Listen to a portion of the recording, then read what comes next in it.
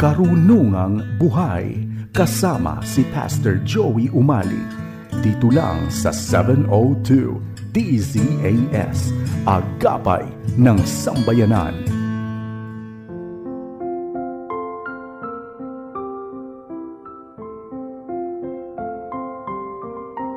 Pastor Joey Umali, samahan mo kami rito sa Karunungang Buhay. Isang mapagpalang araw sa iyo, kaibigan. Pinupuri natin ang Panginoon sa muli nating pagniniig dito sa ating lingguhang programang Karunungang Buhay.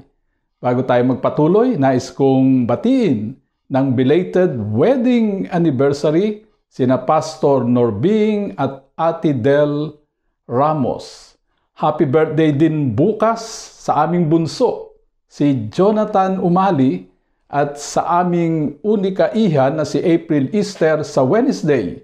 Gayun din kay Jojo Pangilinan at kina Roy at Maymay Nukum sa kanilang wedding anniversary. Happy birthday din kay Kuya Ban Dungo at kay Maan Dungo, ito naman ay sa Thursday.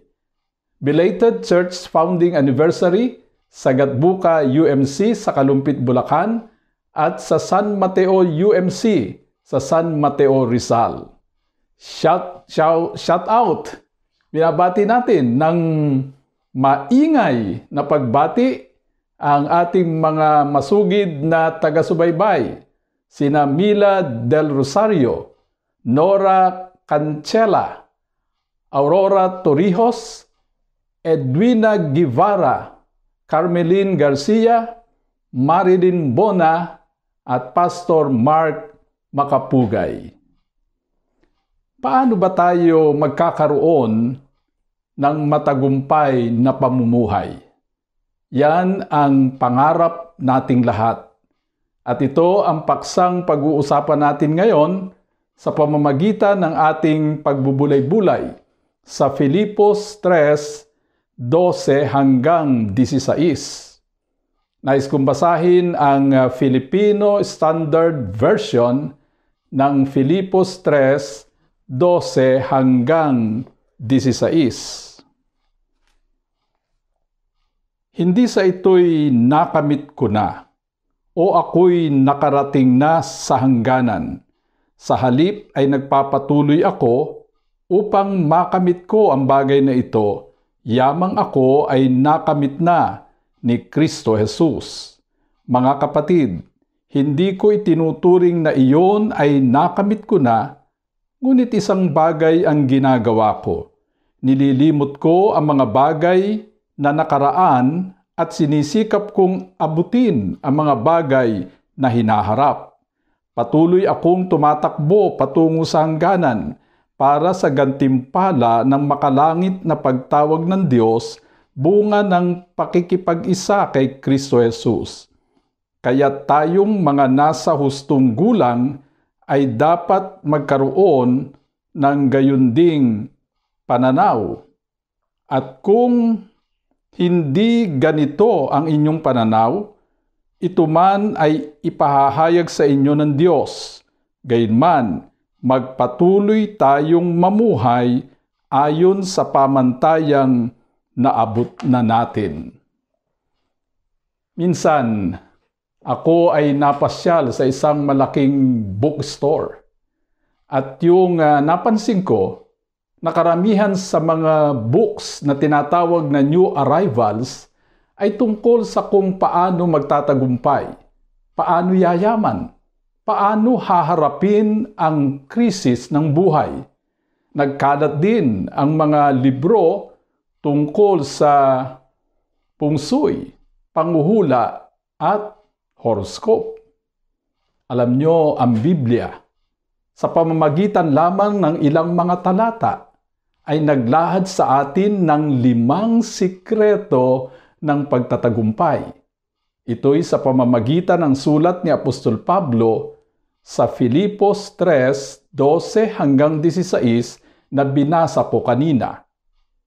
Unang sikreto, kailangang maging malinaw sa iyo kung saan ka patutungo.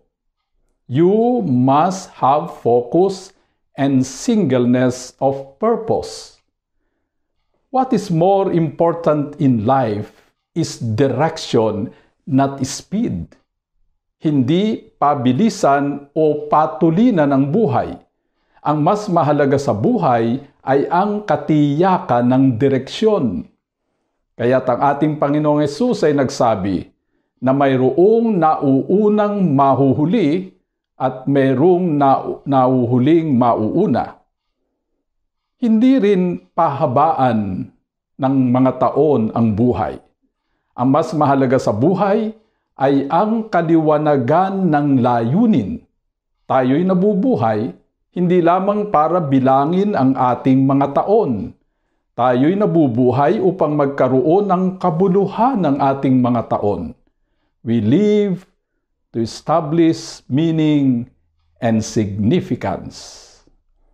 Si Matusalem ay nabuhay ng 969 years, the longest lifespan ever recorded in the Bible. Ngunit ang tanging nasabi ng Biblia sa kanya ay ito. Siya'y nabuhay ng 969 years at namatay. Si Jesus, nabuhay lamang siya ng 33 years, ngunit ang naisulat tungkol sa kanya ay hindi magkakasya sa pinakamalakimang library. Kung tiyak mo ang direksyon na iyong tinutungo at malinaw ang iyong layunin, malinaw ang iyong focus, hindi ka kayang lituhin ng mundo. Siguro ay nakakita na kayo, lalo itong mga young generation, baka nakakita na rin kayo ng kalesa. Yung kalesa, yung kanyang karwahe ay hinihila ng kabayo. Kung mapapansin ninyo, yung kabayong humihila sa kalesa ay mayroon takip ang magkabilang mata. Alam nyo kung bakit? Sapagkat kinakailangang ang kabayo ay nakatingin ng diretsyo. Kung walang takip ang magkabila niyang mga mata, ay maaaring malito siya doon sa mga nakikita niya sa gilid ng kanyang paningin. Kailangang makakita siya o tumanaw siya ng diretsyo upang maging diretsyo ang kanyang paglakad o pagtakbo. Kung tiyak mo ang iyong direksyon at malinaw ang iyong layunin, walang kabiguang maaaring magpabagsak sa iyo. Si Abraham Lincoln ay 8 beses na natalo sa major elections. Pero dahil malinaw ang kanyang layunin, siya ay nagpatuloy hanggang sa siya'y mahalal na presidente ng Amerika noong 1860. Ang scientist na si Thomas Edison ay nabigo sa kanyang mga eksperimento ng 14,000 times. Pero dahil sa malinaw ang kanyang layunin, siya ay nagpatuloy hanggang sa magtagumpay siya sa kanyang imbensyon ng bombilya o light bulb. Kung malinaw ang iyong layunin, there will never be failures. There are only learnings. Sabi sa verse 13 ng ating teksto, ngunit isang bagay ang ginagawa ko. Malinaw kay Pablo ang layunin niya sa buhay at ito'y ang makamtan ang gantimpala ng pagkatawag sa kanya ng Diyos sa pamamagitan ni Kristo Jesus na hahantong sa langit. Tinitiyak ni Pablo na bawat gawin niya sa araw-araw ay hahantong sa katuparan ng kanyang layunin. Malinaw ba ang iyong direksyon? Do you have focus and singleness of purpose? Mayroon ka bang vision? At lahat ba ng ginagawa mo araw-araw ay tungo sa katuparan ng iyong vision o ng iyong pangarap? Ano ang gusto mong marating 10 years from now? Mahalaga ang malinaw na sagot mo sa tanong na ito para sa iyong pagtatagumpay. Ikalawang sikreto, kailangang tiyakin mo na tama ang iyong pinatutunguhan, na tama ang iyong layunin. Your purpose must be good and in accordance with God's will. Kailangang mabuti at naaayon sa plano ng Diyos ang iyong pinagpupursigihan. You must be good at something good. It is possible that you become good at something bad. Alam nyo kung bakit mahirap puksain ang organized crimes? Kasi yung mga otoridad, katulad ng pulis, mga pulis, habang pinauunlad nila ang kanilang kasanayan sa panghuhuli ng mga kriminal, yung mga kriminal naman ay pinagbubuti rin ang paraan ng paggawa nila ng krimen. Naalala ko po, nung ako ay pumunta sa Indonesia, doon sa Jakarta ay merong isang tindahan na ang nakasulat doon ay The Original Imitation. Abay, yung may-ari ng tindahang yon, ang kanyang expertise ay ang pag-i-imitate ng mga produkto. So that guy is good at something bad. Ikatlong sikreto, kailangang matuto kang tandaan ang dapat tandaan at kalimutan ang dapat kalimutan. You must know what to forget and what to remember. Malaking problema kung nakakalimutan mo yung dapat tandaan at natatandaan mo yung dapat kalimutan. Ganito ang sabi ni Pablo sa verse 13, "Ngunit isang bagay ang ginagawa ko, nililimot ko ang mga bagay na nakaraan at sinisikap kong abutin ang mga bagay na hinaharap." Maraming taong napako sa kasalukuyan at nawala ng hinaharap sapagkat hindi makalimutan ang naranasang mga kabiguan sa nakaraan. You must throw away the baggage of the past. Yung mga mahilig magtago ng mga bagay na dapat nang itapon, ang tawag doon ay mambubulok. Huwag maging mambubulok. Itapon na ang mga basura ng masamang alaala ng kahapon. Itapon na ang mga basura ng kabiguan ng kahapon. Pero hindi lamang ang pag-alala sa kabiguan ang maaaring magparalisa sa iyo.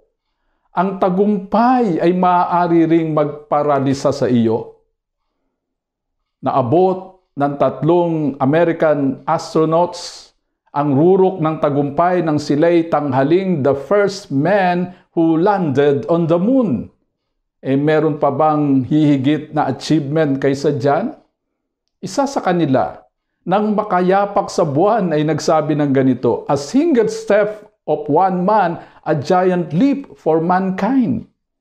Pagkatapos ng tagumpay na ito, isa sa 3 astronauts ang dumanas ng depression. Siya'y naging alcoholic, nawala ng drive sa buhay at laging nakatulala at malungkot. Ang dahilan, wala na siyang alam na pwedeng gawin upang mahigitan ang kanyang nagawa. Ang nakaraang tagumpay ay maaaring magbigay ng takot sa isang tao upang sumubok sa mga bagong pakikipagsapalaran. May kasabihan na, "What comes up must come down." Pero hindi ito pinaniniwalaan ng isang matibay na pananampalataya. Sa halip, pinaniniwalaan niya na sapagkat hawak siya ng Diyos, kahit batas ng kalikasan ay maaaring mabago. You must not only throw away the baggage of the past, you must also throw away the glory of the past so that you can set your eyes on the future. Hindi lamang sinabi ni Pablo na nililimot niya ang mga bagay na nakaraan. Dinugtungan niya ito sa pagsasabing at sinisikap kong abutin ang mga bagay na hinaharap. After forgetting the past, you must claim the future with unwavering confidence. Maaari mo lamang maangkin ang kinabukasan kung matututo kang mangarap. Isang author ang nagsabi ng ganito, "Ang pulubi hindi yung walang pera sa kanyang bulsa. ang pulubi yung taong walang pangarap. Dream big, because God's dream for you is big. Kung ang pangarap mo'y napakadaling maabot, hindi pangarap yon. Ang pangarapin mo'y mga bagay na hindi maaaring mangyari kundi makikialam ang Diyos.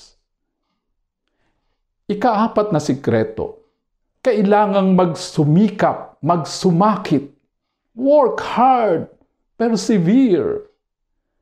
Kung pangarap ka lang ng pangarap, pero tulog ka naman ng tulog, abay hindi pangarap yon. Ang tawag doon ay bangungot. Sa English translation, wika sa verses 13 and 14, I press on, I strain forward. Ang orihinal na salitang ginamit dito ay ang salitang ginagamit sa isang runner na malapit na sa finish line. Nagngangalit ang mga muscles, ibinubuhos ang natitirang lakas upang makatawid sa finish line. That final straining may spell the difference between victory and defeat. Sa English ay perseverance. Sa Tagalog ay pagsusumakit. Ibig sabihin nito ay pagsisikap na may sakit. Sabi nga sa English, no pain, no glory. Naalala ko ang kwento ni Pagong at ni Kuneho. Isipin ninyong talunin ni Pagong si Kuneho sa isang running contest.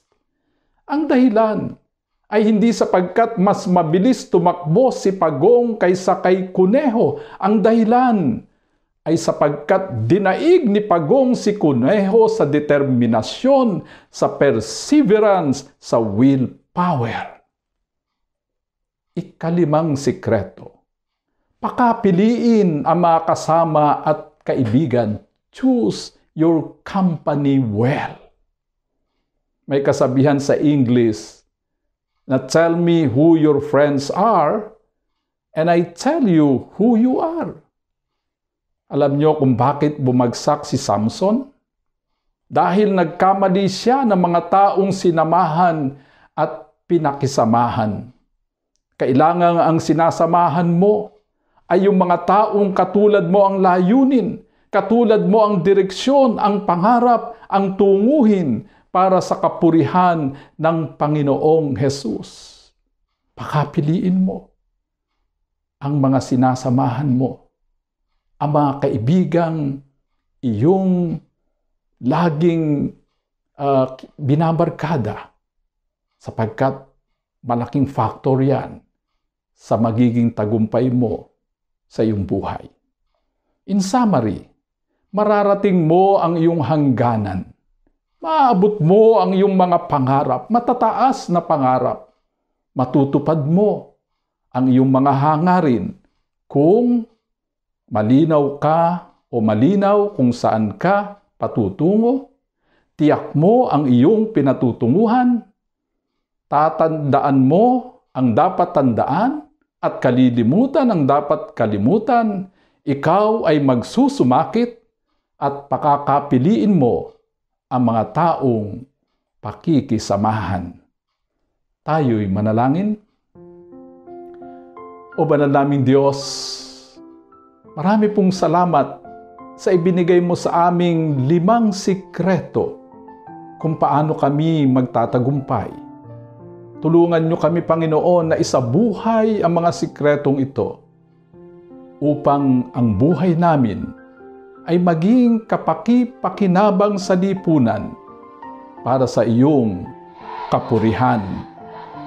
Ito ang aking dalangin sa pangalan ng Ama, ng Anak, at ng Banal na Espiritu. Amen. Maraming salamat sa iyong pakikinig. Hanggang sa muli, tandaan mo, mahal ka ng Diyos kahapon, ngayon, at bukas.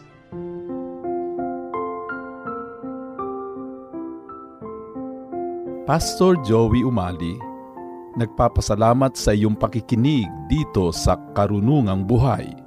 Hanggang sa susunod na linggo, tandaan, ang salita ng Diyos ay karunungang buhay at tanglaw sa ating landas, isa-isip at isabuhay para sa matagumpay na pamumuhay. Inyong napakinggan si Pastor Joey Umali sa Karunungang Buhay. Tunghayan muli ang programang ito dito lang sa 702 DZAS, Agapay ng Sambayanan.